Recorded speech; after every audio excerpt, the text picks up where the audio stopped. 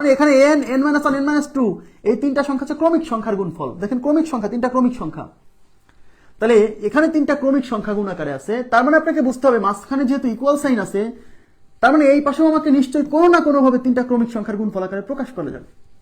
100% sure থাকবেন, কেন মাঝখানে ইকুয়াল মানে কি, এই পাশে যে জিনিস আছে এই পাশে তাই আছে, তাই না? তার মানে এই পাশে যেহেতু n n minus one n minus two তিনটা ক্রমিক সংখ্যা গুণ আকারে আছে, সুতরাং এই পাশেও তিনটা ক্রমিক সংখ্যা গুণ আকারে আছে, শিওর। এখন আমাকে সেটা বের করতে হবে সেই ক্রমিক সংখ্যা তিনটা হলে কে কে। খুবই সিম্পল, তো এটা হচ্ছে n into n minus one into n minus two. এই 56কে ভাঙেন, 6 রেখে দেন, এটা গুণ করলে কিন্তু জটিল হয়ে যাবে, এটা গুণ করবেন না, এভাবে রেখে দেন।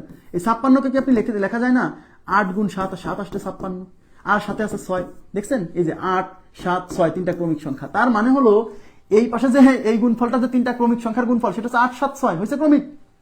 এই যে 8 আসছে 7 এক কম, তার চেয়ে এক কম হচ্ছে 6। তার মানে এই পাশে তিনটা ক্রমিক সংখ্যার গুণফল, এই পাশেও তিনটা ক্রমিক সংখ্যার গুণফল। এই পাশে আপনাকে এবার আপনাকে কি করতে হবে জানেন, এবার আপনাকে উভয় পাশ সমীকৃত করতে হবে, মানে সমান বিবেচনা করতে হবে। অর্থাৎ এই পাশ আর এই পাশ সমান বিবেচনা করার কিছু নাই, যেহেতু মাঝখানে ইকুয়াল আছে, তার মানে এই পাশ আর এই পাশ তো সমানই। তাহলে এই পাশের বড় সংখ্যা এই পাশের বড় সংখ্যার সমান, এই পাশের মাঝারি সংখ্যা এই পাশের মাঝারি সংখ্যার সমান, এই পাশের ছোট সংখ্যা এই পাশের ছোট সংখ্যার সমান, তাই না? তাহলে এই পাশের সবচেয়ে বড় সংখ্যা কে, এই পাশের সবচেয়ে বড় সংখ্যা n। কেন?